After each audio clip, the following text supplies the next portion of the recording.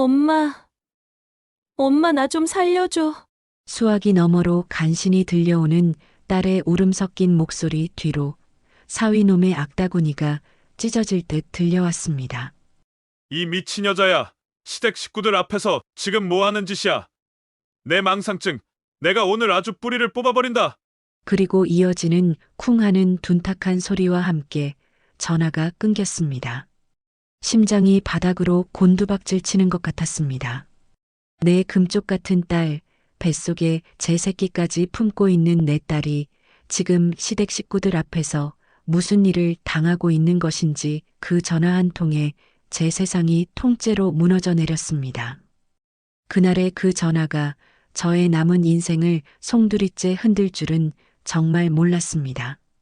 사연 시작 전에 무료로 할 수 있는 구독과 좋아요를 눌러주시면 제게 큰 힘이 됩니다.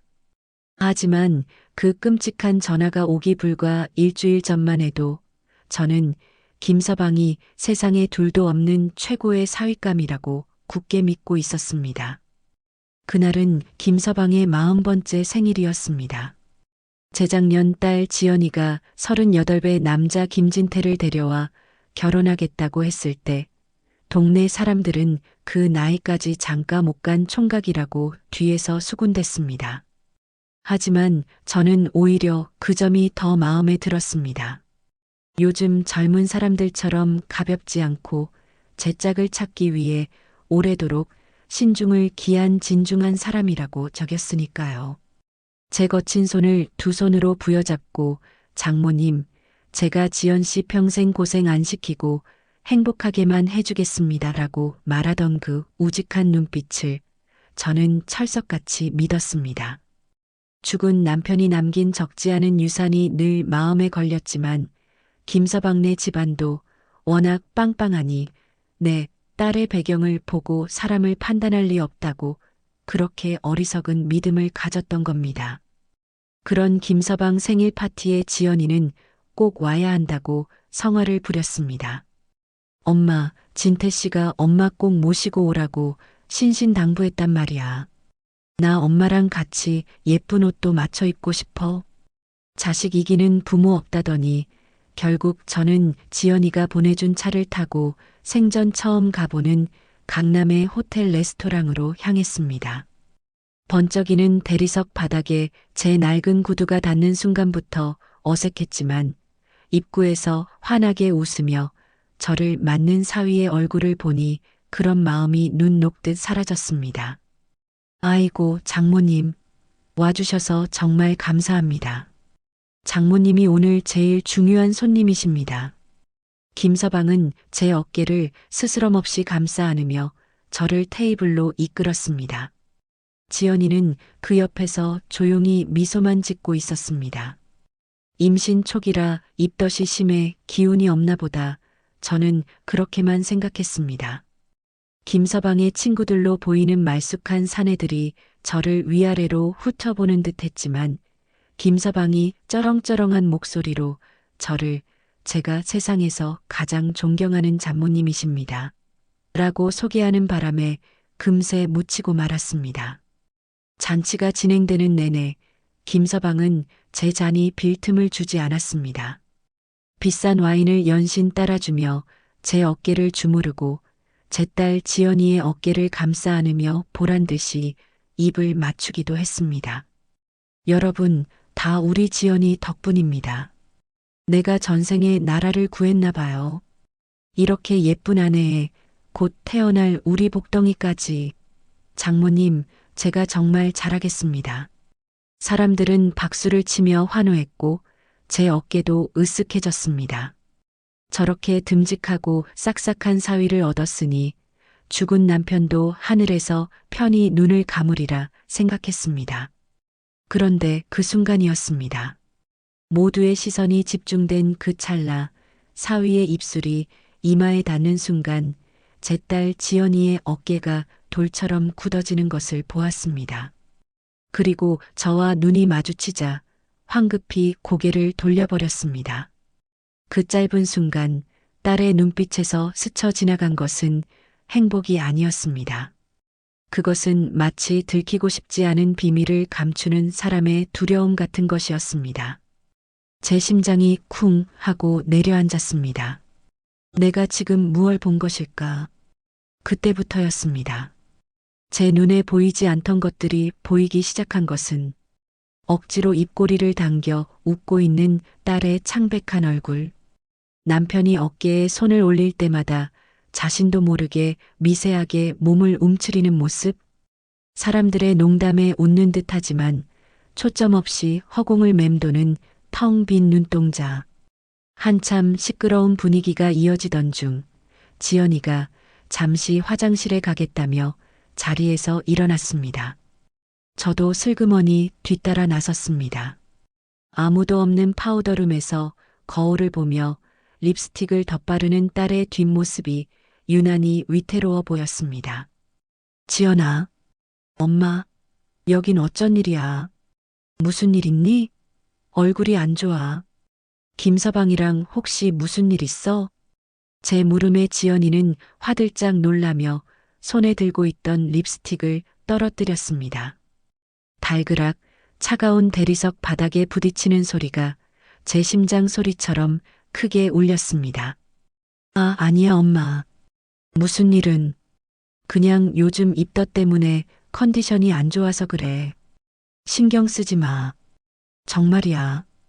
딸은 서둘러 립스틱을 주워 가방에 넣으며 제 눈을 피했습니다. 아니, 저건 분명 무슨 일이 있는 사람의 얼굴이었습니다. 무언가 말하고 싶지만 차마 입 밖으로 내지 못하는 사람의 고통스러운 얼굴이었습니다. 하지만 더 캐물을 수가 없었습니다. 곧이어 김서방의 친구 아내로 보이는 여자들이 명품 가방을 흔들며 들어왔기 때문입니다. 어머, 지연 씨. 어머님도 계셨네. 파티 너무 멋지다. 진태 씨가 지연 씨 정말 끔찍이 생각하나 봐.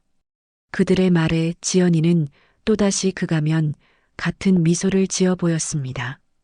저는 더 이상 그곳에 있을 수가 없어 조용히 자리로 돌아왔습니다.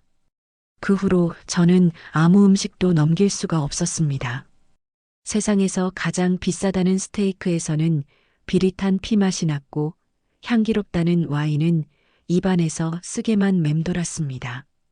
제 모든 신경은 오직 내 딸과 사위에게로 향해 있었습니다.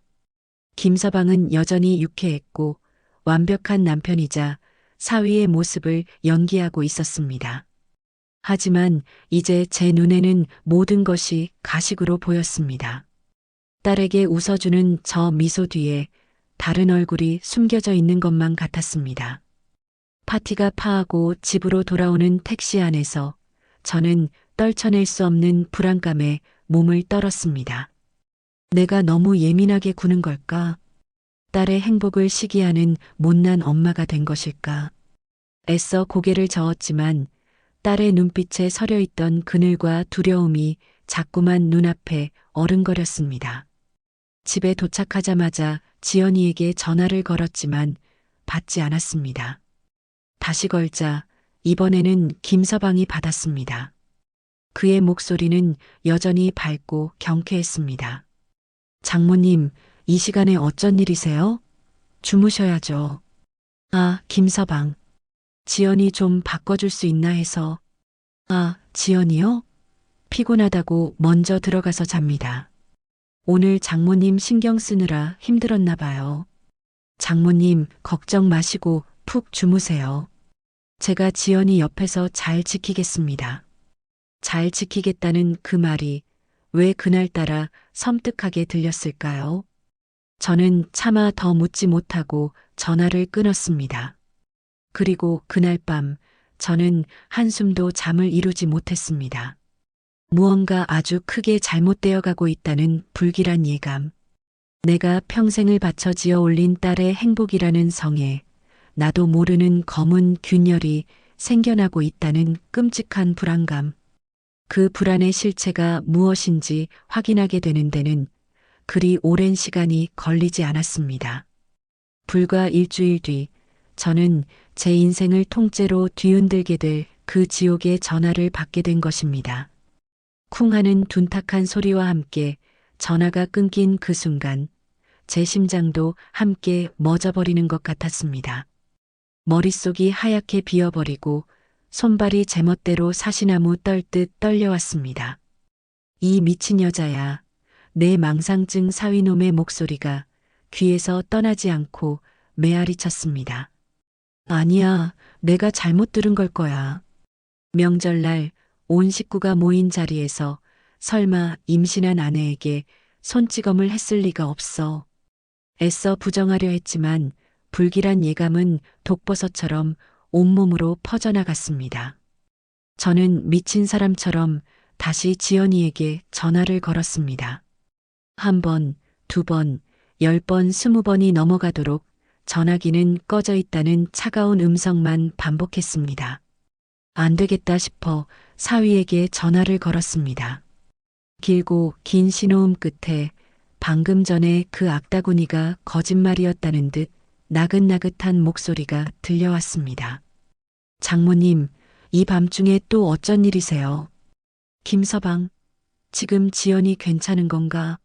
아까 전화해서 내가 이상한 소리를 들은 것 같아서. 아, 그거요. 장모님, 신경 쓰지 마세요. 지연이가 요즘 임신하고 예민해져서 저랑 잠깐 다툰 겁니다. 부부싸움은 칼로 물베기라잖아요. 지금은 제 옆에서 곤히 잠들었습니다. 걱정 마시고 어서 주무세요. 그의 목소리는 너무나도 태연하고 침착했습니다. 제 옆에서 곤히 잠들었다는 말에 저는 아주 잠시, 정말 아주 잠시 안도했습니다. 내가 너무 예민했구나. 늙으면 의심만 많아진다더니 하지만 전화기 너머로 들려오는 미세한 소음이 제 귀를 파고들었습니다. 웅성거리는 사람들 소리, 멀리서 들리는 사이렌 소리 같은 것. 김서방, 그런데 지금 어디 시끄러운 데 있나? 집안이 왜 이렇게 소란스러워? 네. 아, 아닙니다. TV 소리가 좀 컸나 봅니다. 장모님, 늦었으니 이만 끊겠습니다. 사위는 서둘러 전화를 끊었습니다. 그 순간 제 머릿속에서 무언가 툭 하고 끊어지는 느낌이 들었습니다. 거짓말. 저건 명백한 거짓말이다. 제 손은 본능적으로 옷장으로 향했습니다. 지연이가 사준 비싼 외투는 눈에 들어오지도 않았습니다. 낡고 해진 시장표 점퍼를 아무렇게나 걸치고 집 밖으로 뛰쳐나갔습니다. 어디로 가야 할지도 몰랐습니다. 그저 딸의 집 방향으로 미친 듯이 택시를 잡아탔습니다. 기사님, 빨리요. 제발 빨리 좀 가주세요. 택시 창밖으로 스쳐 지나가는 풍경이 몽롱하게만 보였습니다. 지난번 김서방의 생일 파티에서 보았던 딸의 그늘진 얼굴, 제 눈을 피하던 불안한 눈빛, 억지로 만들어내던 가면 같은 미소, 그 모든 것이 하나의 끔찍한 그림으로 맞춰지고 있었습니다. 내가 왜 그때 딸의 손을 잡고 더 캐묻지 못했을까? 왜 그 지옥 같은 곳에서 내 딸을 데리고 나오지 못했을까? 뒤늦은 후회가 심장을 칼로 저미는 것처럼 아파왔습니다. 딸의 집 앞에 도착했을 때 저는 제 예감이 틀리지 않았음을 직감했습니다.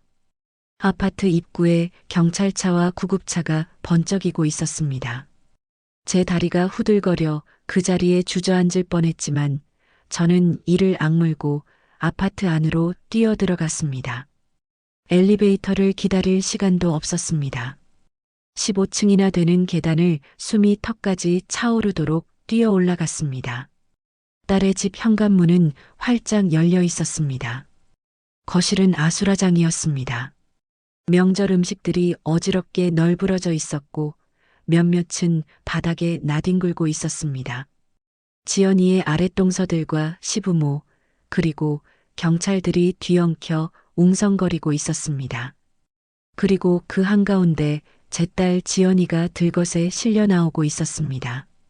하얀 시트 위로 드러난 딸의 얼굴은 종이장처럼 창백했고 굳게 감은 눈가에는 마르지 않은 눈물 자국이 선명했습니다. 지연아, 내 딸. 저는 비명을 지르며 달려갔습니다. 하지만 사위놈이 제 앞을 가로막았습니다. 장모님, 여긴 어쩐 일이세요? 지연 씨가 갑자기 현기증이 온다며 쓰러졌습니다. 제가 얼마나 놀랐는지 모릅니다. 그의 얼굴에는 걱정과 안타까움이 가득했습니다. 방금 전 전화기 너머로 악을 쓰던 그 악마의 모습은 온데간데 없었습니다. 그는 제 손을 잡으며 눈물까지 글썽였습니다. 장모님, 걱정 마십시오. 제가 병원까지 잘 데리고 가겠습니다. 의사 선생님이 괜찮다고 할 겁니다. 주변에 있던 지연이의 동서들과 시어머니도 거들었습니다. 형님이 요즘 입덧 때문에 통 못 드셔서 그러신가 봐요. 갑자기 어지럽다며 쓰러지시는데 저희도 다들 너무 놀랐어요.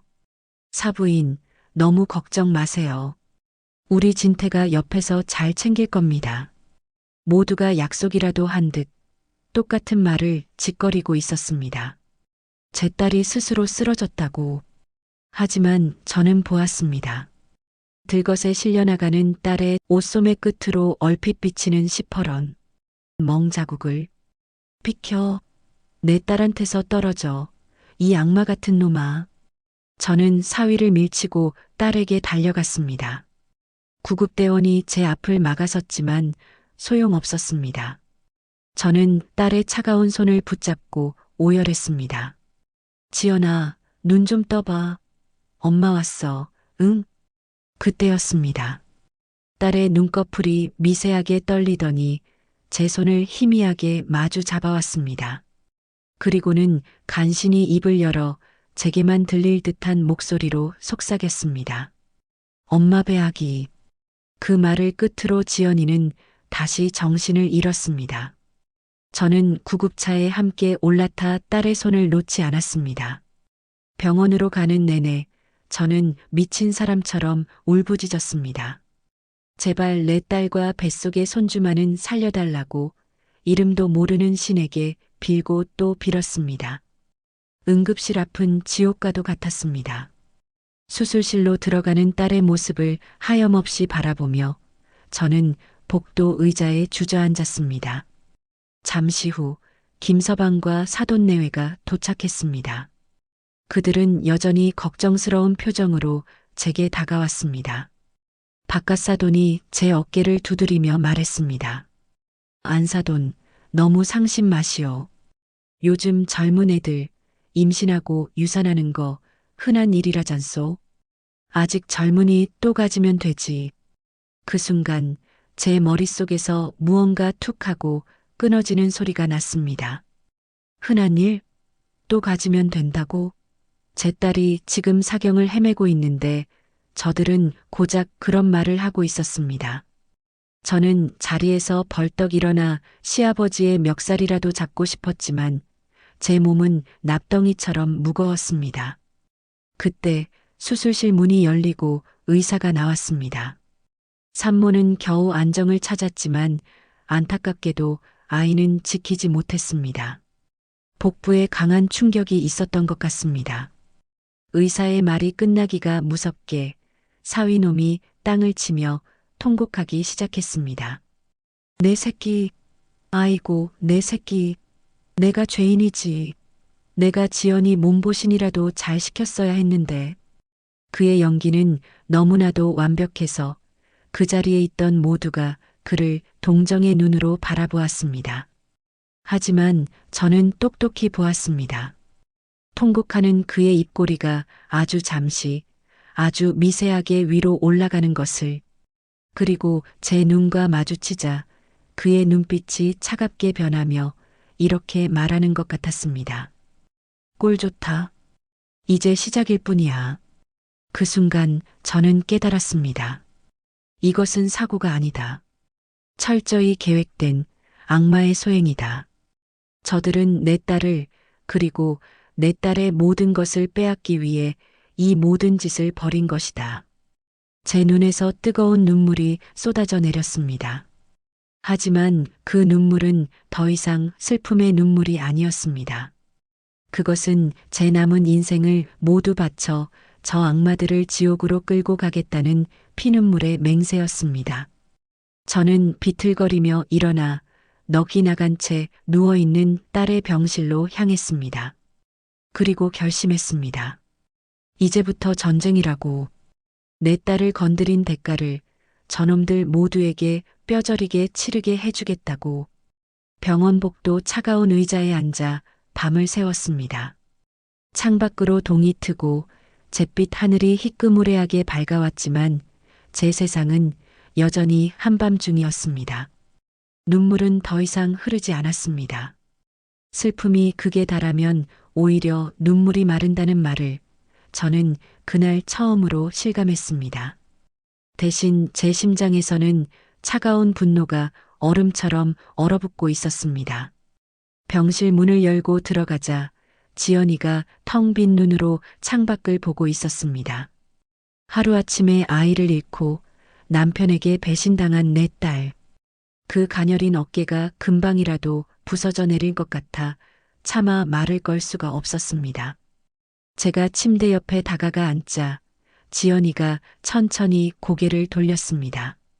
퉁퉁 부은 눈으로 저를 보며 딸이 내뱉은 첫마디는 제 가슴을 갈갈이 찢어 놓았습니다. 엄마, 내가 뭘 잘못한 걸까? 저는 와락 딸을 껴안았습니다. 제 품에 안긴 딸의 몸은 가늘게 떨리고 있었습니다. 아니야, 넌 아무것도 잘못하지 않았어. 지연아, 넌 잘못한 거 없어. 절대로. 그 사람, 내가 불륜 증거를 내밀자마자 눈이 돌변했어. 동서들 앞에서 나를 정신병자 취급하고 그리고 내 배를. 차마 말을 잇지 못하고 딸이 오열하기 시작했습니다. 저는 딸의 등을 토닥이며 함께 울었습니다. 하지만 제 울음은 딸을 위로하기 위한 것이었을 뿐, 제 마음속에서는 복수의 칼날이 더욱 날카롭게 벼려지고 있었습니다. 그때 병실 문이 벌컥 열리며 사위놈과 시어머니가 들어왔습니다. 사위는 죽이라도 싸운 건지 보온병을 들고 있었고, 시어머니는 걱정스러운 표정으로 딸에게 다가왔습니다. 아가, 몸은 좀 괜찮으냐? 어쩌다가 그런 험한 일을 당해서 우리 진태가 밤새 내 옆에서 한숨도 못 자고 걱정하더라. 그 말을 듣는 순간 저는 제 귀를 의심했습니다. 내 딸을 이렇게 만든 장본인 앞에서 어떻게 저런 말을 뻔뻔하게 내뱉을 수 있을까? 제 품에 안겨있던 지연이의 몸이 경직되는 것이 느껴졌습니다. 김서방은 보온병을 테이블에 내려놓으며 다정한 목소리로 말했습니다. 장모님, 제가 이 병원 근처에서 제일 잘한다는 집에 가서 전복죽 사왔습니다. 지연이 이거 먹고 얼른 기운 차려야죠. 우리가 빨리 슬픔을 이겨내야 하늘에 간 우리 아기도 편히 눈을 감지 않겠어요? 그 위선적인 모습에 구역질이 치밀어 올랐습니다. 저는 딸을 부추겨 눕힌 뒤 자리에서 일어나 그들을 병실 밖으로 밀어냈습니다. 나가. 당장 내 딸 앞에서 사라져. 시어머니가 어이없다는 듯이 저를 쳐다봤습니다. 사부인, 지금 무슨 말씀이세요? 걱정돼서 와본 사람한테. 걱정? 당신들 아들이 무슨 짓을 했는지 뻔히 알면서 지금 누구 앞에서 연극을 하는 거야. 제 고함에 김서방이 당황한 듯 저를 말렸습니다. 장모님, 왜 이러세요? 병원에서 소란 피우시면 안 됩니다. 지연이 안정이 우선이잖아요. 닥쳐. 내 놈이 안정이라는 말을 입에 담을 자격이나 있어? 내 딸한테 그런 몹쓸 짓을 하고 내 손주를 죽여놓고 어디서 가증스러운 눈물을 흘려. 제 말에 김서방의 얼굴이 순간 굳어지는 것을 보았습니다. 하지만 그는 곧 다시 슬픈 표정을 지어 보이며 말했습니다. 장모님, 저도 압니다. 저 때문에 지연이가 스트레스 받고 그래서 이런 일이 생긴 것 같아 죄책감에 죽을 것 같습니다. 하지만 장모님, 저 정말 지연이 발로 차지 않았습니다. 지연이가 혼자 흥분해서 뒷걸음질 치다가 넘어진 겁니다. 거기 있던 식구들이 다 봤습니다. 못 믿으시겠으면 재수 씨들한테라도 물어보세요. 그 뻔뻔함에 기가 막혀 말이 나오지 않았습니다. 이미 입을 다 맞추어 놓은 것이겠지요. 증거도 없이 소리쳐봐야 저만 미친 사람 취급을 당할 뿐이라는 것을 저는 그 순간 깨달았습니다. 저는 분노를 억지로 삼키며 차갑게 말했습니다. 알았으니 다들 돌아가. 당분간 지연이는 내가 돌볼 테니 아무도 찾아오지 마. 저는 그들을 병실복도 끝으로 밀어내고 문을 닫았습니다. 문에 기댄 채 저는 참았던 숨을 몰아쉬었습니다. 이제 감정적으로 맞서 싸울 때가 아니다. 저 악마들을 상대하려면 나도 악마가 되어야 한다. 더 차갑고 더 치밀하고 더 잔인해져야 한다. 그날 오후 저는 딸이 잠든 것을 확인하고 조용히 병원을 빠져나왔습니다. 그리고 곧장 집으로 향했습니다. 장롱 깊숙한 곳, 낡은 상자 안에 넣어둔 통장들을 모두 꺼냈습니다. 죽은 남편의 보험금 일부와 제가 평생 한 푼, 두 푼 모은 돈이었습니다. 나중에 손주 태어나면 교육비에 조금이라도 더 보태주려고 먹을 것 안 먹고 입을 것 안 입으며 모은 제 피 같은 돈이었습니다. 저는 통장들을 가슴에 품고 은행으로 향했습니다. 이거 전부 현금으로 찾아주세요. 5만 원권으로요. 은행 직원은 제 행색과 거액의 돈을 보며 의심의 눈초리를 보냈지만 저는 아랑곳하지 않았습니다. 두툼한 돈 뭉치를 가방 깊숙이 찔러 넣고 은행을 나왔습니다. 이 돈이 내 딸의 인생을 구하고 저 악마들을 심판할 무기가 될 것이다. 다음으로 제가 찾아간 곳은 인터넷을 뒤져 찾아낸 이혼 전문 변호사 사무실이었습니다. 허름한 상가 건물에 있었지만 승소율 99%라는 문구가 제 눈길을 사로잡았습니다. 상담실에서 만난 변호사는 젊었지만 눈빛이 날카로웠습니다. 저는 제 앞에 돈 가방을 내려놓고 지난 며칠간 있었던 일을 빠짐없이 털어놓았습니다. 그래서 저는 그놈들을 완전히 파멸시키고 싶습니다. 내 딸의 인생을 짓밟은 대가를 치르게 하고 싶어요. 돈은 얼마가 들어도 상관없습니다. 이길 수 있겠습니까? 제 이야기를 듣던 변호사가 잠시 생각에 잠기더니 입을 열었습니다. 어머님, 분노만으로는 이길 수 없습니다. 이 싸움은 철저한 증거 싸움입니다. 사위가 폭행 사실을 부인하고 시댁 식구들이 모두 입을 맞춘 상황이라면 유산의 원인을 직접적으로 증명하기는 매우 어렵습니다. 오히려 어머님의 따님을 정신병 환자로 몰아갈 가능성이 높습니다. 그럼 이대로 당하고만 있어야 한다는 겁니까? 아닙니다. 다른 길을 찾아야 합니다. 폭행이 아니라 그들이 처음부터 따님의 재산을 노리고 계획적으로 접근했다는 것을 증명해야 합니다. 혼인 무효 소송까지 갈 수 있는 결정적인 증거, 바로 사기의 증거를 잡아야 합니다. 사기.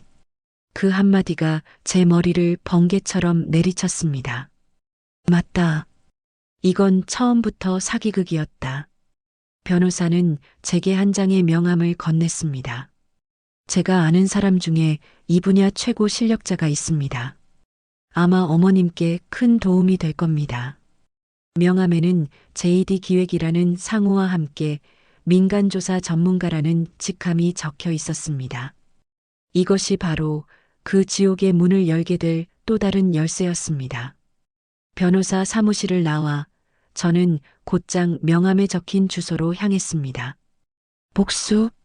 그 두 글자는 차갑고 단단했습니다. 내 피 같은 돈을 손에 쥐고 변호사가 알려준 주소로 향하는 내내 저는 그 두 글자만을 생각했습니다. 더 이상 눈물 따위는 사치였습니다. 슬픔에 잠겨 있을 시간에 저 악마의 목에 들이댈 칼을 하나라도 더 갈아야 했습니다. 변호사가 소개해준 JD 기획은 강남의 번화가 뒤편 낡은 오피스텔 7층 구석에 자리 잡고 있었습니다. 낡은 복도와는 달리 사무실 안은 먼지 하나 없이 깔끔하고 정돈되어 있었습니다. 저를 맞은 것은 도 실장이라고 자신을 소개한 40줄은 되어 보이는 남자였습니다. 그는 날카로운 눈매에 값비싸 보이는 안경을 쓰고 있었지만 어딘지 모르게 세상의 온갖 쓴맛 단맛은 다 겪어본 듯한 깊이가 느껴지는 사람이었습니다. 저는 가방에서 돈뭉치를 꺼내 테이블 위에 올려놓았습니다. 그 액수를 보고도 그는 눈 하나 깜짝하지 않았습니다. 그저 제 눈을 똑바로 바라보며 말했습니다. 따님의 일은 변호사님께 들었습니다. 그래서 저에게 원하시는 게 뭡니까? 어머님. 그의 차분한 목소리에 저는 억눌렀던 분노가 다시 치밀어 오르는 것을 느꼈습니다. 내 사위놈 김진태. 그 인간의 모든 것을 알아내고 싶습니다. 그놈이 숨쉬는 것 말고는 다 거짓말 같은데 그 가면을 벗겨내고 싶어요. 그래서 내 딸 앞에 무릎 꿇리고 법의 심판을 받게 하고 싶습니다. 도 실장은 제 말을 가만히 듣고 있더니 서류철에서 종이 한 장을 꺼내 제게 내밀었습니다. 어머님, 저희는 불법적인 일은 하지 않습니다. 그런 걸 원하신다면 다른 곳을 알아보셔야 합니다. 그런 걸 바란 게 아니요.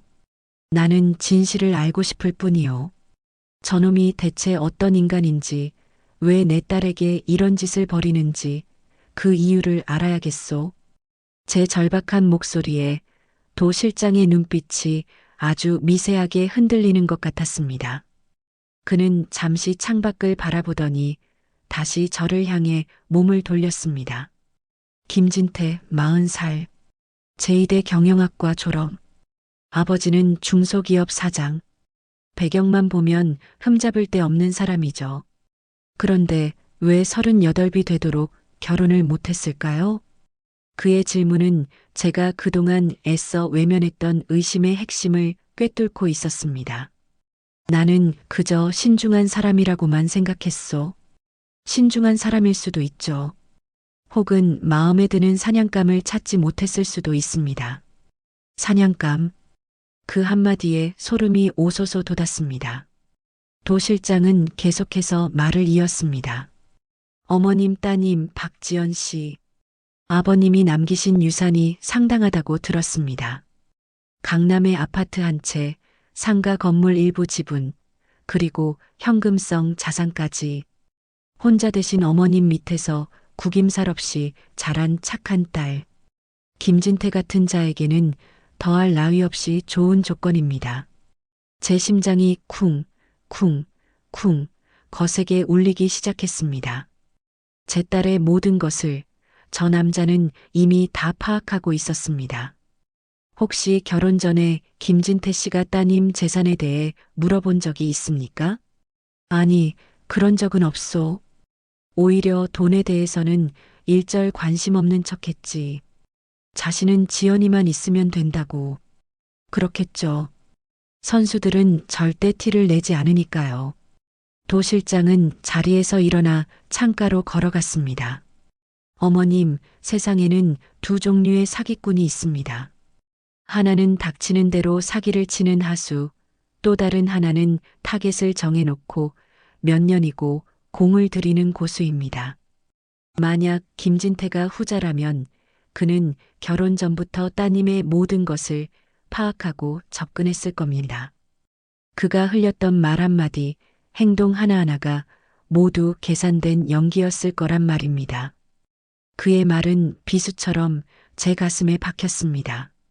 내 딸이 겪어야 했던 그 모든 시간이 한낱 사기극의 일부였다니. 저는 테이블 아래로 주먹을 꽉 쥐었습니다. 손톱이 손바닥을 파고드는 아픔도 느껴지지 않았습니다.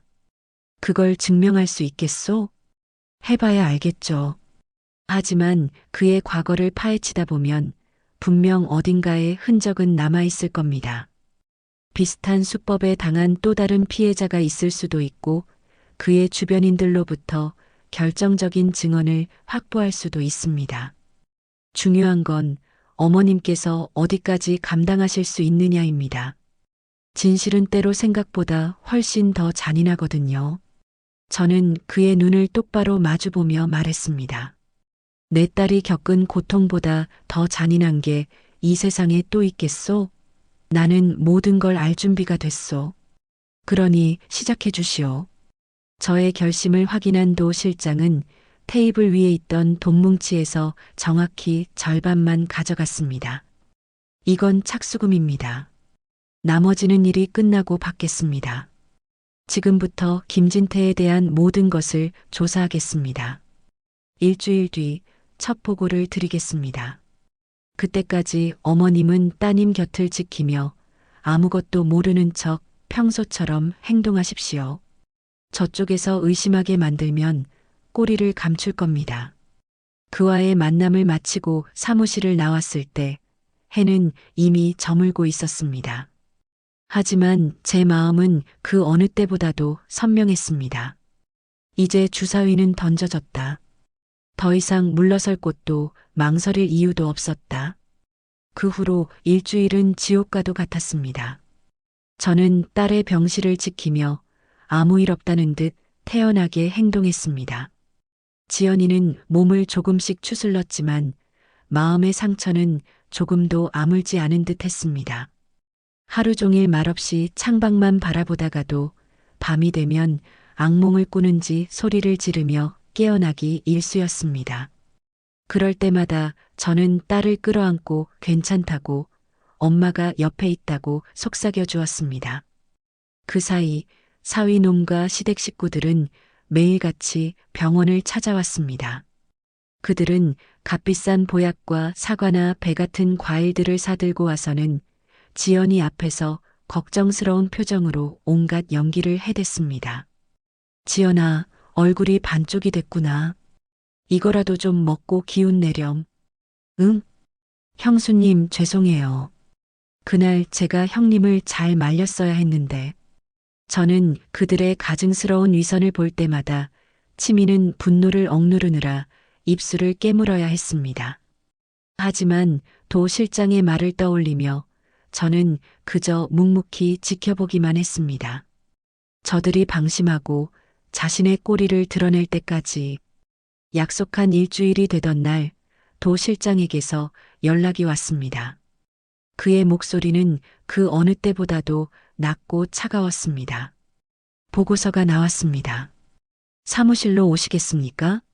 사무실에 도착하자 도 실장은 저에게 두툼한 서류 봉투 하나를 건넸습니다. 각오하고 보시는 게 좋을 겁니다. 저는 떨리는 손으로 봉투를 열었습니다. 그 안에는 제가 상상했던 것보다 훨씬 더 추악하고 끔찍한 진실이 담겨 있었습니다. 첫 장을 넘기자마자 제 눈을 의심해야 했습니다. 그것은 김진태와 웬 젊은 여자가 다정하게 팔짱을 끼고 호텔로 들어가는 사진이었습니다. 날짜는 불과 한 달 전이었습니다. 상간녀입니다. 김진태가 다니는 피트니스 센터의 트레이너인데 만난 지 6개월 정도 된 것 같습니다. 김진태는 그 여자에게 명품 가방이며 차까지 사주며 돈을 물쓰듯 했습니다. 물론 그 돈은 전부 따님 통장에서 나온 돈입니다. 저는 그 다음 장을 넘기는데 기가 막혀서 말이 안 나왔습니다.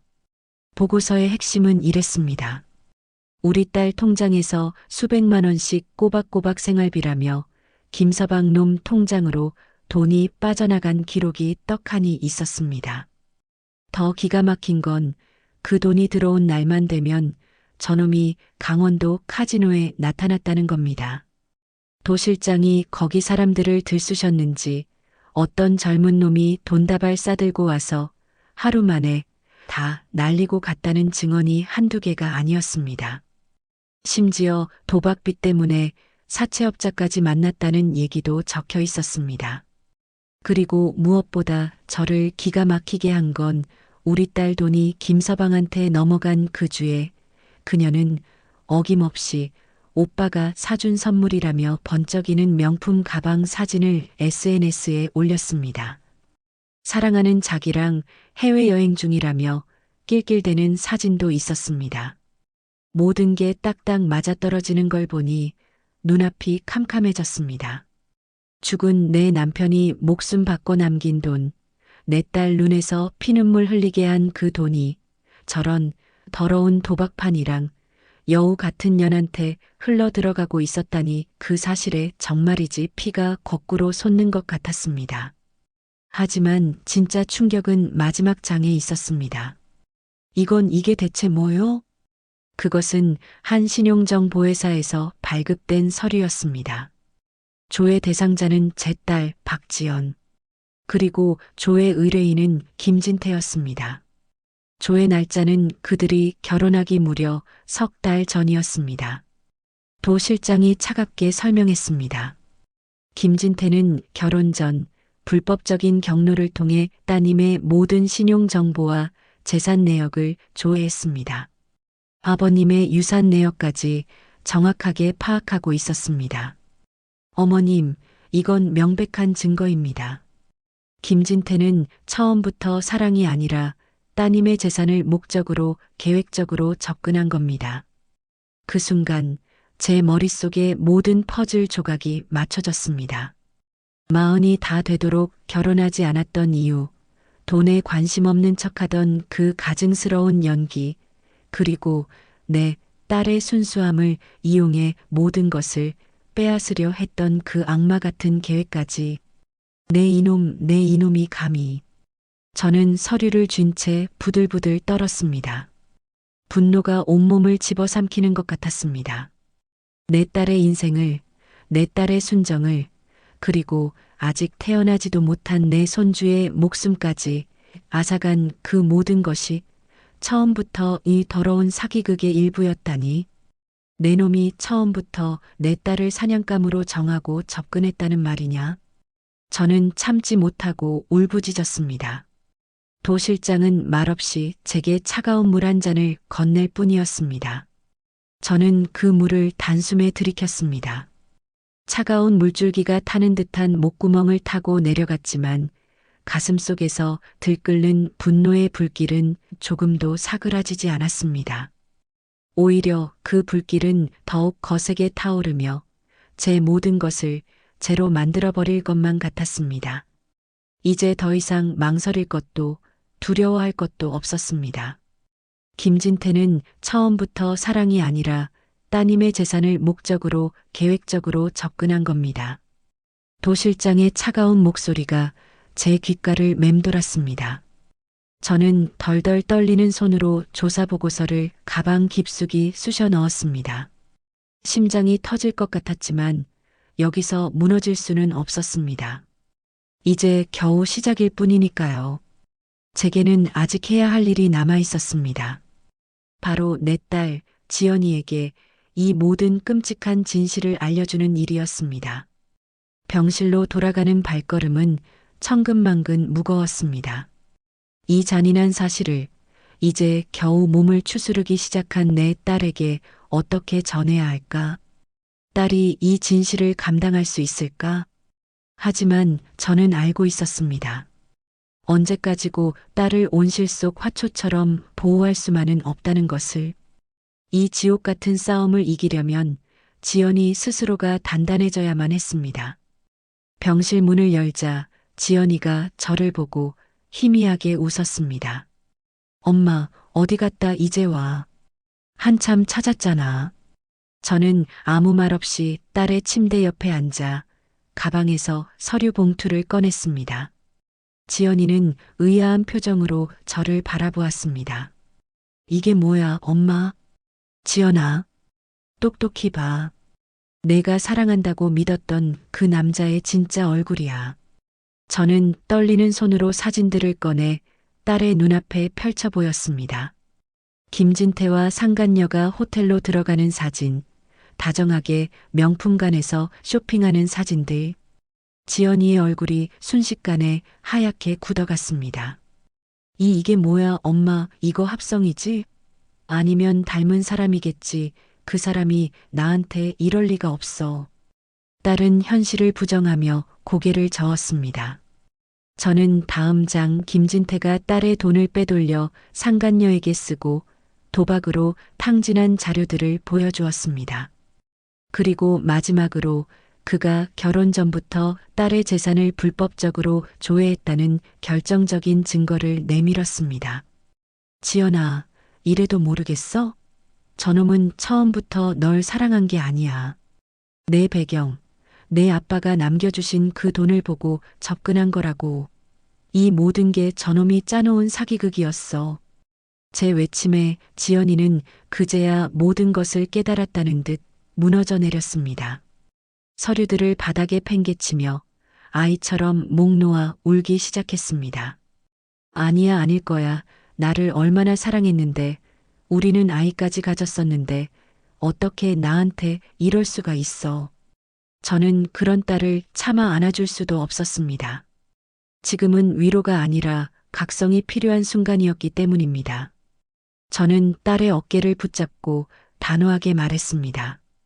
울지 마, 지연아. 이제부터 울어야 할 사람은 내가 아니라 그놈들이야. 엄마랑 같이 싸우는 거야.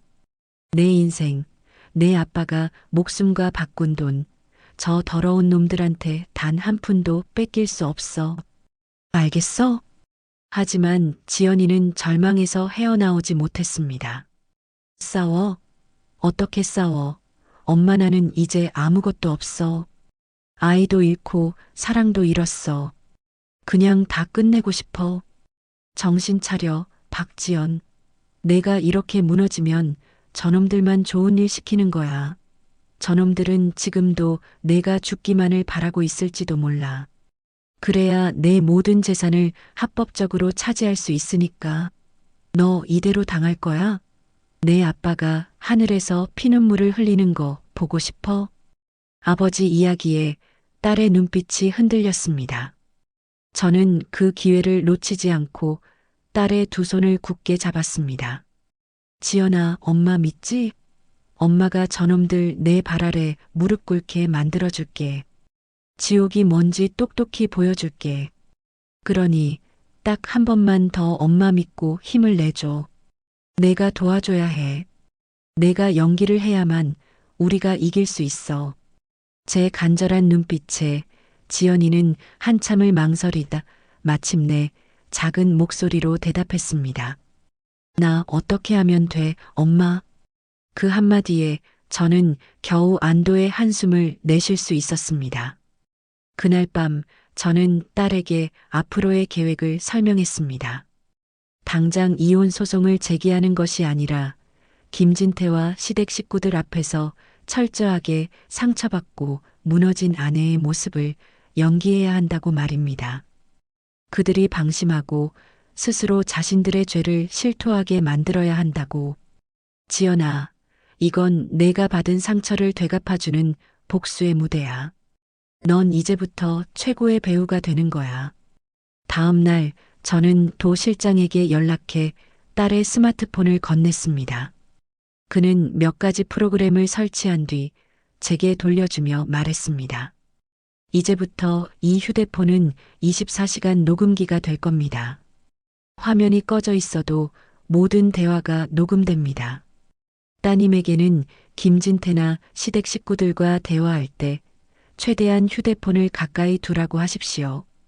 결정적인 증거는 바로 그들의 목소리입니다. 모든 준비는 끝났습니다. 이제 지옥의 막을 올릴 시간만이 남았습니다. 딸이 태어나던 날 김서방과 시어머니가 병원으로 찾아왔습니다. 지연이는 제 당부대로 넋이 나간 사람처럼 휠체어에 앉아 있었습니다. 김서방은 그런 지연이를 보며 안타깝다는 듯 혀를 찼습니다. 지연아, 아직도 정신을 못 차리면 어떡해. 의사 선생님이 마음을 굳게 먹어야 회복도 빠르다고 했잖아. 시어머니는 한술 더 떴습니다. 그러게 말이다. 유산한 게 너뿐인 줄 아니? 세상에 너보다 더한 일 겪고도 꿋꿋하게 사는 여자들이 얼마나 많은데. 쯧쯧. 내가 그러니까 애초에 애가 약하게 태어나려다 그리 된 게야. 그들의 폭언이 비수처럼 날아와 제 딸의 가슴에 박혔습니다. 지연이는 입술을 깨물며 눈물을 참았고 저는 주먹을 쥔 채 그 모습을 지켜봐야만 했습니다. 하지만 우리는 알고 있었습니다. 지금 이 순간 딸의 손에 들린 스마트폰이 그들의 추악한 목소리를 고스란히 담고 있다는 것을. 그날 이후 지연이는 완벽한 배우가 되었습니다. 김진태의 집으로 돌아간 딸은 매일같이 제게 비밀리에 연락을 해왔습니다. 그리고 녹음 파일들을 보내왔습니다. 너 같은 건 애 낳을 자격도 없어. 그냥 평생 돈이나 대주는 기계로 살아. 형수님, 솔직히 형님이 불쌍하지 않아요? 저렇게 정신이 오락가락하는 여자랑 어떻게 살아요? 아가, 진태가 밖에서 잠시 한눈 판 거 가지고 뭘 그렇게 속 좁게 구니? 남자가 사회생활 하다 보면 그럴 수도 있는 거지. 내가 이해해야지. 그들의 목소리를 들을 때마다 제 피는 차갑게 식어갔습니다. 하지만 한편으로는 섬뜩한 희열이 느껴졌습니다. 걸려들고 있다. 저 멍청한 것들이 스스로 자신들의 무덤을 파고 있다. 저는 녹음 파일들을 날짜별로 정리해 도 실장에게 보냈습니다. 그는 증거들을 분석하며 다음 계획을 세웠습니다. 증거가 꽤 모였습니다. 이제 다음 단계로 넘어가야 합니다. 김진태가 상간녀에게 돈을 쓰는 것뿐만 아니라 두 사람이 결혼까지 약속한 사이라는 걸 증명해야 합니다. 그래야 이 혼인이 명백한 사기였음을 입증할 수 있습니다. 어떻게 그걸 증명할 수 있나요? 상간녀를 직접 만나야 합니다. 그리고 그녀의 입에서 그 말이 나오게 만들어야죠. 어머님, 이번에는 어머님께서 직접 무대에 오르셔야겠습니다. 도 실장의 말에 저는 잠시 망설였습니다. 그 더러운 상간녀와 얼굴을 마주할 자신이 없었습니다. 하지만 내 딸을 위해서라면 지옥 불에라도 뛰어들어야 했습니다. 알겠어요. 내가 어떻게 하면 되나요? 도 실장은 제게 작은 녹음기와 카메라가 장착된 브로치를 건네며 앞으로의 계획을 속삭였습니다. 그의 계획은 대담하고 치밀하고 그리고 잔인했습니다. 저는 그의 지시를 들으며 제 입가에 섬뜩한 미소가 번지는 것을 느꼈습니다. 복수의 칼자루를 손에 쥔다는 것은 내 손이 먼저 피로 물들 것을 각오해야 한다는 뜻이었습니다. 도 실장이 건넨 작은 브로치를 옷깃에 달며 저는 거울에 비친 제 모습을 보았습니다. 평생 억척스러웠던 안악의 모습은 온데간데였고 차가운 분노로 얼어붙은 낯선 얼굴만이 저를 바라보고 있었습니다. 이제 되돌아갈 수 없었습니다. 도 실장의 계획은 간단하고도 대담했습니다. 사위놈의 상간녀 최미영이라는 그 피트니스 트레이너를 직접 만나는 것이었습니다. 하지만 멱살을 잡고 머리채를 흔드는 그런 삼류 드라마 같은 방식이 아니었습니다. 오히려 그 반대였죠. 어머님은 상간녀 앞에서 철저하게 피해자이자 돈 많고 어리숙한 장모님을 연기하셔야 합니다. 그녀가 어머님을 동정하고 한편으로는 얕보게 만들어야 합니다. 그래서 스스로 입을 열게 만들어야죠. 내가 그런 연기를 할 수 있을까? 하실 수 있습니다. 어머님은 지금 이 세상 누구보다도 강한 동기를 가지고 계시니까요.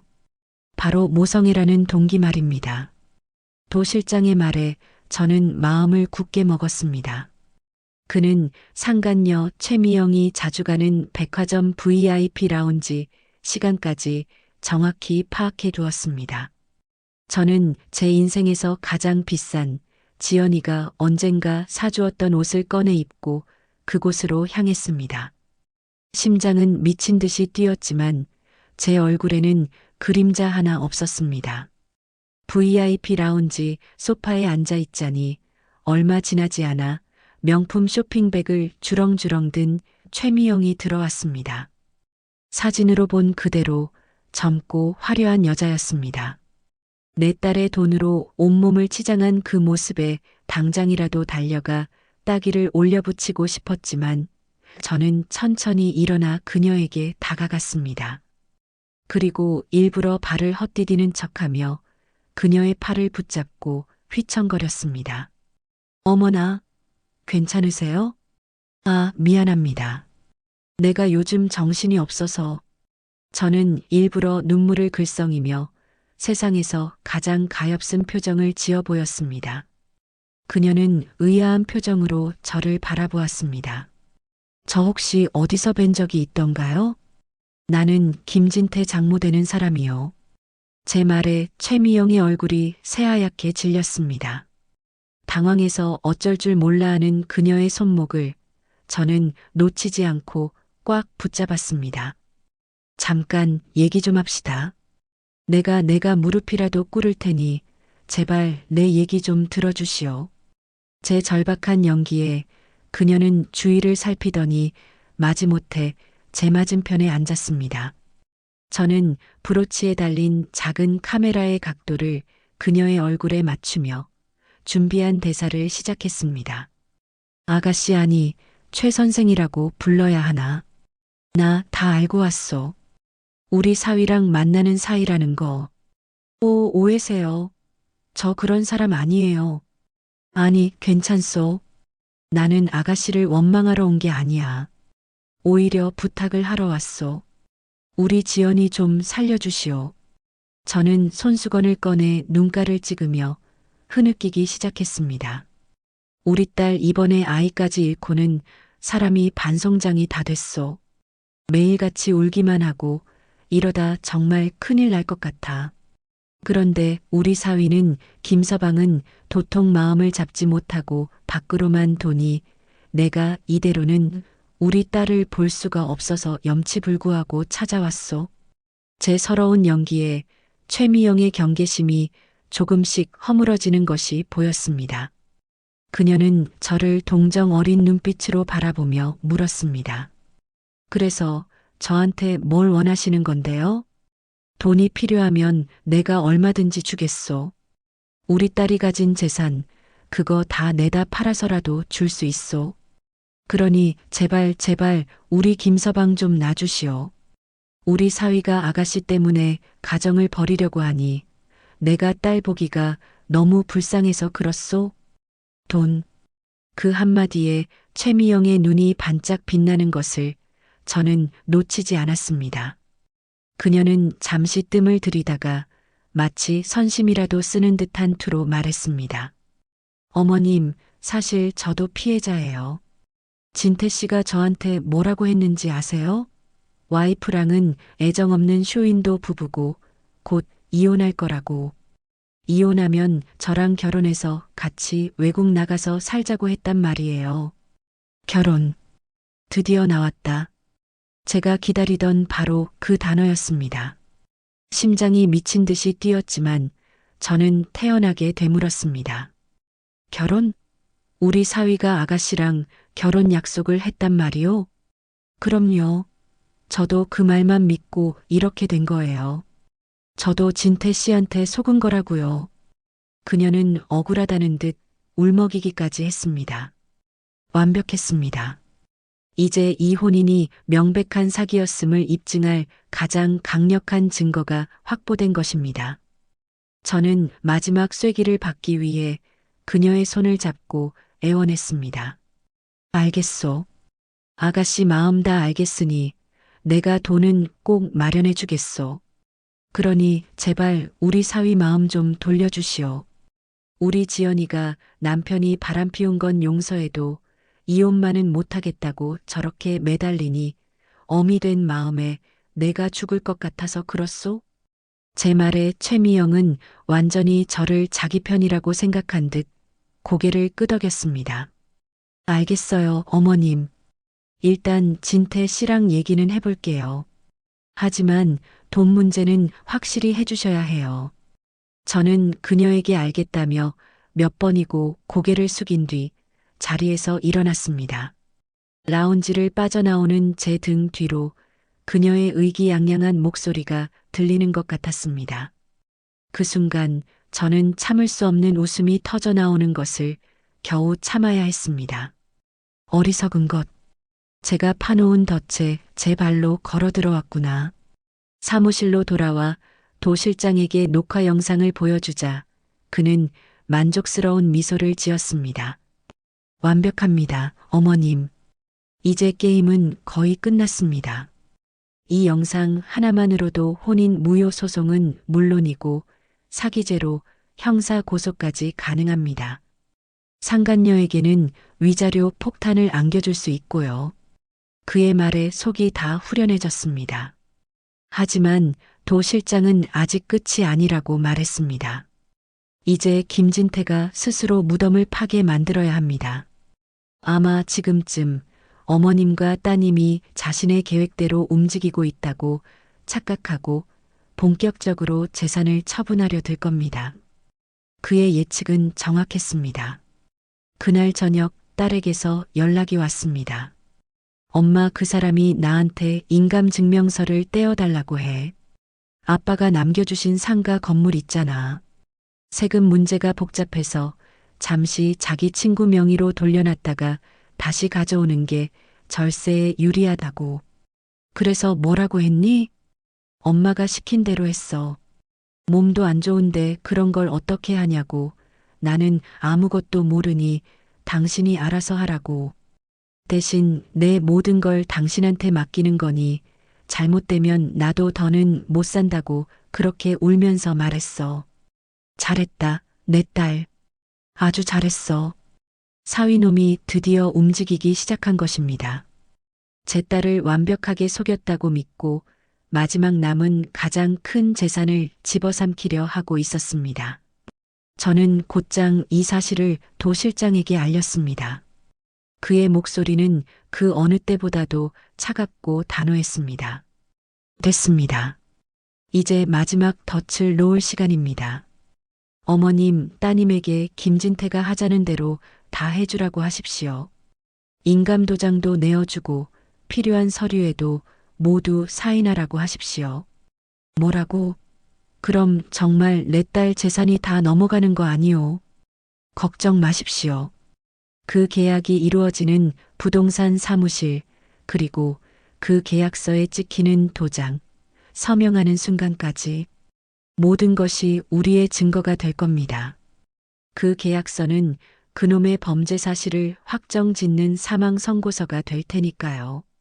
저는 그의 말에 담긴 서늘한 자신감을 믿기로 했습니다. 이제 덫은 모두 놓아졌다.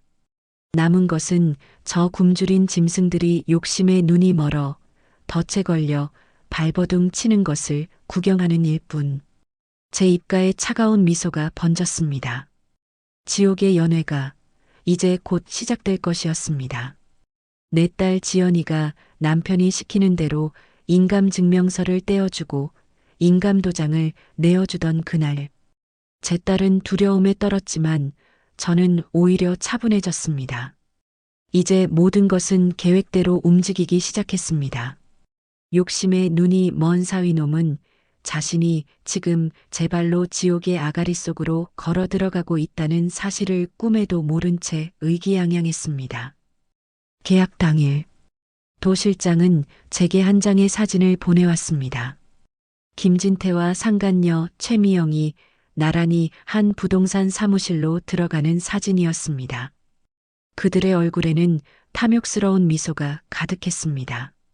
도 실장은 그 사무실이 자신의 사람을 심어놓은 무대라고 했습니다. 그 안에서 이루어지는 모든 대화, 모든 행동은 고스란히 녹화되고 있었습니다.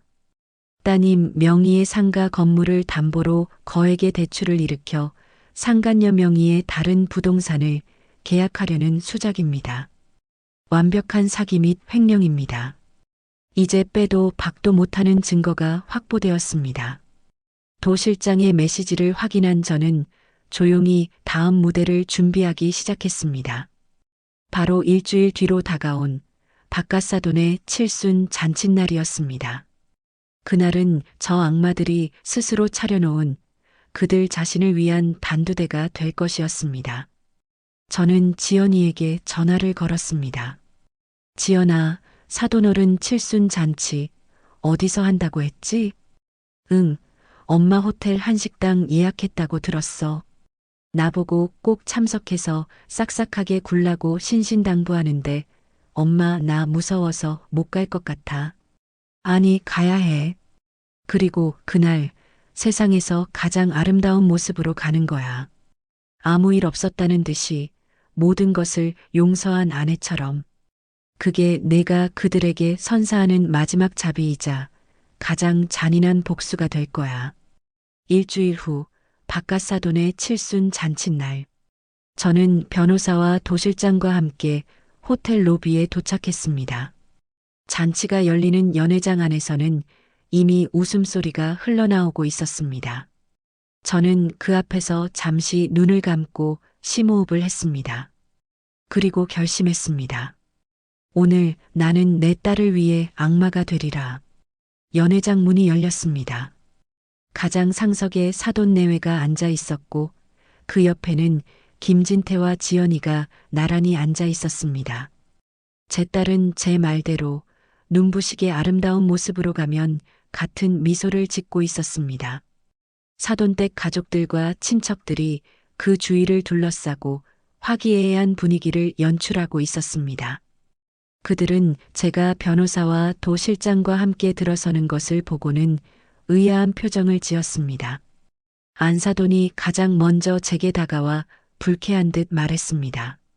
사부인, 오늘은 우리 집안 잔칫날인데 저분들은 누구신데 어쩐 일로 데려오셨어요? 왜요, 안사돈?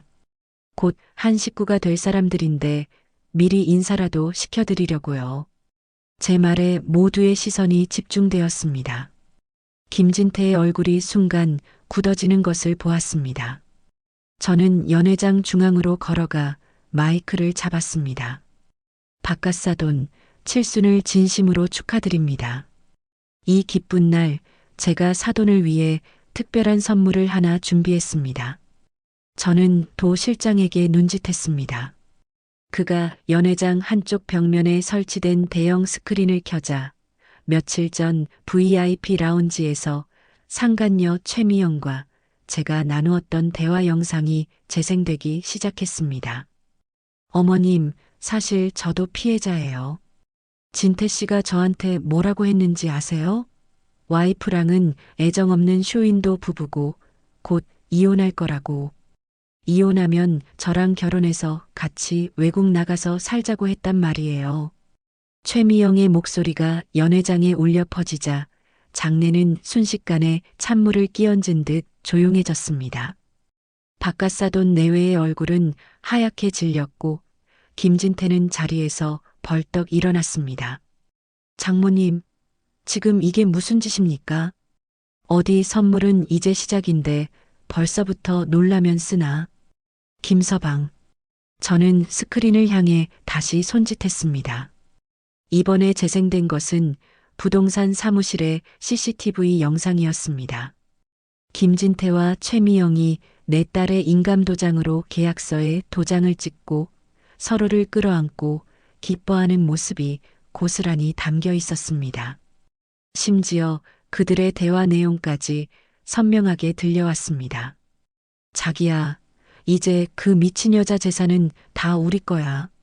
이 상가만 팔면 우리 외국 가서 평생 먹고 살 수 있어. 진태 씨, 너무 좋아. 역시 당신밖에 없어. 그 순간 연회장은 아수라장이 되었습니다. 친척들은 경악하며 수군대기 시작했고 안사돈은 저게 다 무슨 소리냐며 김진태의 뺨을 후려쳤습니다. 김진태는 이성을 잃고 제게 달려들었습니다. 이 미친 할망구가 내가 감히 나를 함정에 빠뜨려. 하지만 그가 제게 닿기도 전에 도 실장과 건장한 남자들이 그의 앞을 가로막았습니다. 저는 그런 그를 차갑게 내려다보며 마이크에 대고 외쳤습니다. 함정? 아니, 이건 심판이다. 내 놈이 내 딸을 처음부터 사냥감으로 정하고 접근했다는 증거, 여기 또 있다. 스크린에는 김진태가 결혼 전 불법적으로 내 딸의 재산 내역을 조회했던 신용정 보혜사 기록이 떴습니다. 그리고 마지막으로 제 딸 지연이의 휴대폰에 녹음되었던 파일들이 재생되기 시작했습니다. 너 같은 건 애 낳을 자격도 없어. 그냥 평생 돈이나 대주는 기계로 살아. 내가 그러니까 애초에 애가 약하게 태어나려다 그리 된 게야. 안사돈과 지연이 동서들의 추악한 폭언들이 연회장에 울려 퍼지자 그들은 모두 고개를 숙였습니다. 모든 증거가 폭로되자 김진태는 다리가 풀린 듯 그 자리에 주저앉았습니다. 그의 얼굴에는 더 이상 오만함도 분노도 남아있지 않았습니다. 오직 공포와 절망만이 가득했습니다. 바로 그때였습니다. 연회장 문이 활짝 열리며 제복을 입은 경찰들이 들이닥쳤습니다. 그들은 곧장 김진태에게 다가가 차가운 수갑을 채웠습니다. 김진태 씨 사기, 횡령, 사문서 위조 및 행사 혐의로 긴급 체포합니다. 당신은 변호사를 선임할 수 있으며 수갑이 채워지는 철컥 소리. 그것은 내 딸의 인생을 짓밟은 악마에게 내려진 지옥의 선고 소리였습니다. 안사돈은 내 아들. 을 외치며 그 자리에 쓰러졌고 오늘 잔치의 주인공이었던 박가사도는 망연자실한 표정으로 고개를 떨구었습니다. 저는 그 모든 광경을 차갑고 또렷한 눈으로 지켜보았습니다. 그리고 조용히 가면을 벗고 일어선 내 딸 지연이의 손을 잡았습니다. 딸의 눈에서는 뜨거운 눈물이 흐르고 있었지만 그 눈빛은 그 어느 때보다도 강인하게 빛나고 있었습니다. 모든 것이 끝난 박가사돈의 칠순 잔치 연회장은 마치 태풍이 휩쓸고 지나간 폐허와도 같았습니다. 값비싼 음식들은 차갑게 식어갔고 화려했던 장식들은 을씨년스럽게 널브러져 있었습니다. 경찰에 끌려가며 이게 다 전현 때문이야. 라고 악을 쓰던 사위놈의 목소리, 내 아들 살려내. 라며 실신하던 안사돈의 비명. 그 모든 소음이 먹고 나자 연회장에는 깊은 정적만이 남았습니다. 저는 그 정적 속에서 제 손을 잡고 있는 딸의 온기를 가만히 느꼈습니다. 복수는 끝났지만 제 마음 한구석은 시리도록 허전했습니다. 마치 평생을 들여 쌓아 올린 탑을 제 손으로 무너뜨린 듯한 그런 공허함이었습니다. 그날 이후 세상은 우리가 계획했던 대로, 아니 그보다 더 빠르고 잔인하게 움직였습니다. 김진태의 사기 행각은 언론에 대서특필되었습니다. 아내의 유산 노린 파렴치한 사위, 그 추악한 민낯이라는 자극적인 제목으로 그의 얼굴과 신상이 온 세상에 공개되었습니다. 그가 저지른 모든 범죄, 즉 사기, 횡령, 폭행, 사문서 위조 등은 너무나도 명백해서 재판은 일사천리로 진행되었습니다. 법정에서 그는 끝까지 자신은 억울하다며 아내의 망상과 장모의 계략에 빠졌을 뿐이라고 발악했습니다. 제가 증인석에 섰을 때 그는 저를 잡아먹을 듯이 노려보며 소리쳤습니다. 저 할망구가 내 인생을 망쳤어. 판사님, 저는 억울합니다.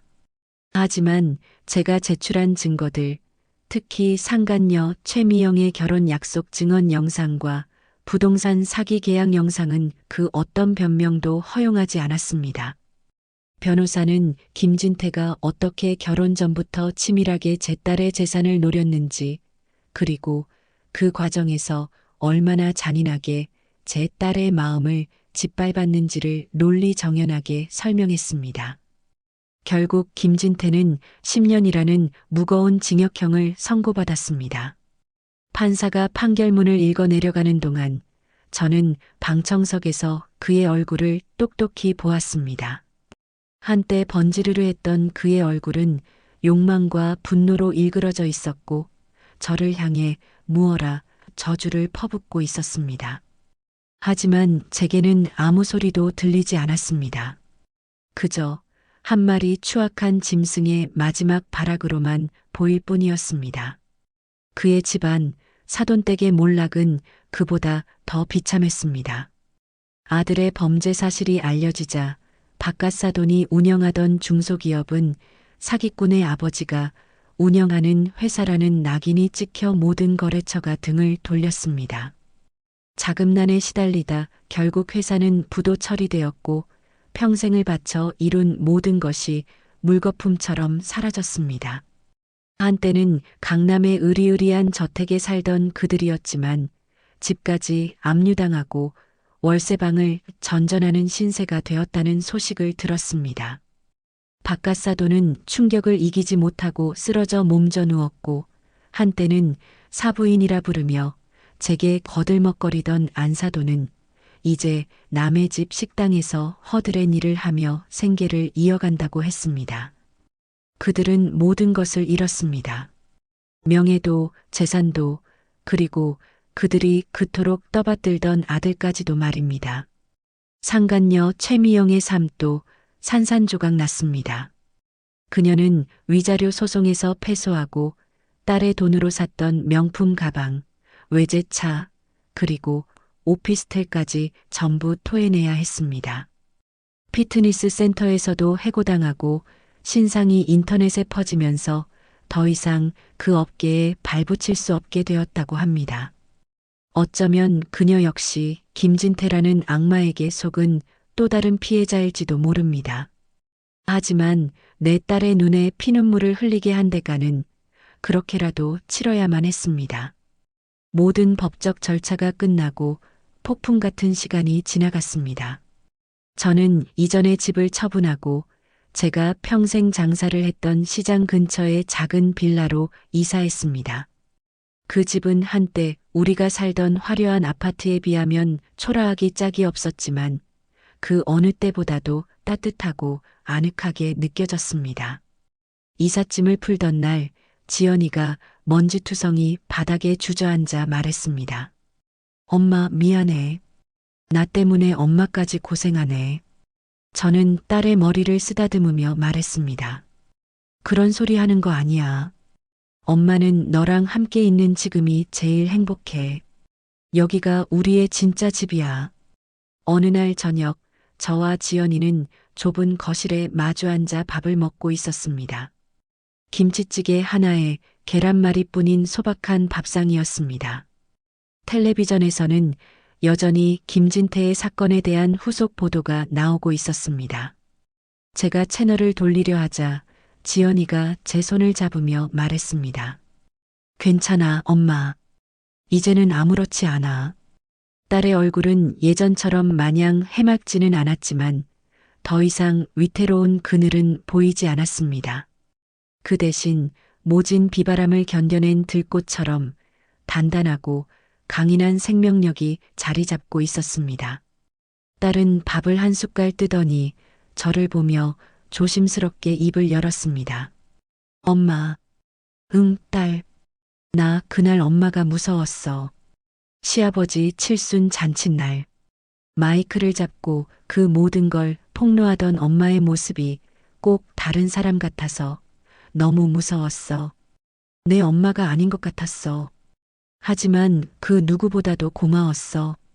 엄마가 아니었다면 나는 아직도 그 지옥 속에서 내가 뭘 잘못했는지도 모른 채 살고 있었을 거야.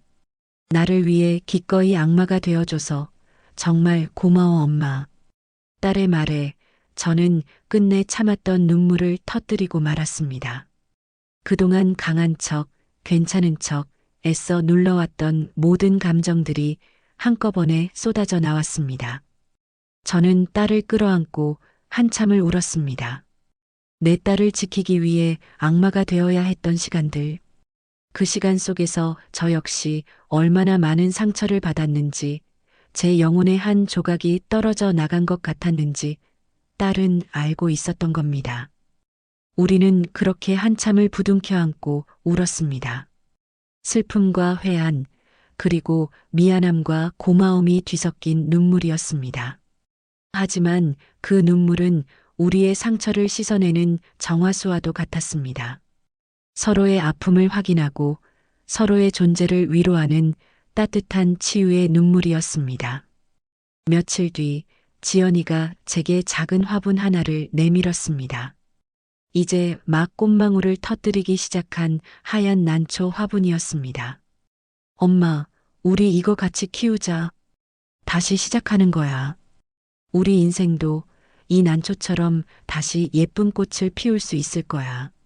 저는 그 화분을 받아들고 집에서 가장 햇볕이 잘 드는 창가에 놓았습니다. 그리고 지연이와 함께 매일같이 물을 주고 정성껏 돌보았습니다. 신기하게도 며칠이 지나자 굳게 닫혀있던 꽃망울이 활짝 피어나 은은한 향기를 집안 가득 퍼뜨렸습니다. 그 작은 생명의 몸짓을 보며 저와 지연이는 함께 웃었습니다. 아주 오랜만에 진심으로 행복한 웃음이었습니다. 우리는 모든 것을 되찾았지만 동시에 많은 것을 잃었습니다. 사위놈에게 빼앗겼던 재산은 법의 이름으로 돌아왔지만 한때 세상과 사람을 바라보던 순수한 믿음은 산산조각 났습니다. 다시는 돌아갈 수 없는 평온했던 일상과 우리를 향한 세상의 동정 어린 시선까지 감당해야 했습니다.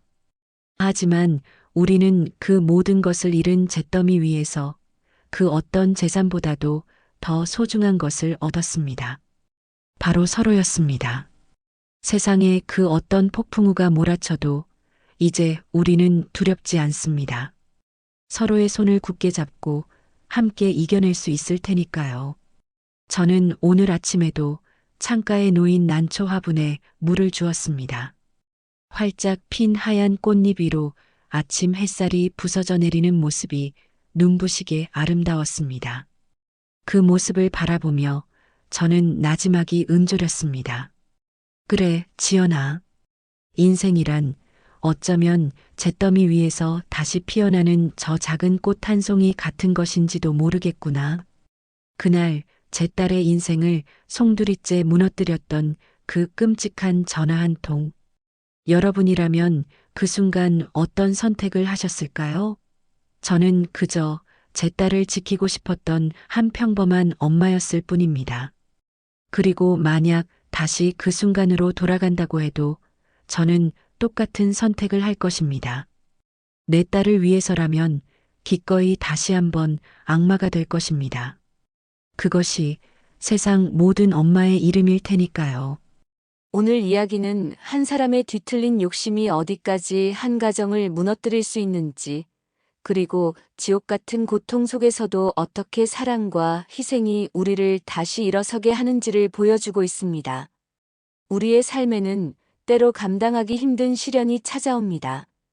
김진태처럼 돌이킬 수 없는 탐욕에 눈이 멀 수도 있고, 오늘 이야기의 엄마와 딸처럼 배신과 분노에 사로잡혀 모든 것을 잃었다고 생각할 수도 있습니다. 하지만 중요한 것은 모든 것이 무너진 그 잿더미 위에서 우리가 어떤 선택을 하느냐입니다. 과거는 바꿀 수 없지만 상처를 보듬고 다시 내일을 살아갈 용기는 바로 우리의 손에 달려 있으니까요. 어쩌면 지금 여러분 곁에도 말 못할 상처를 안고 힘겨워하는 소중한 사람이 있을지도 모릅니다.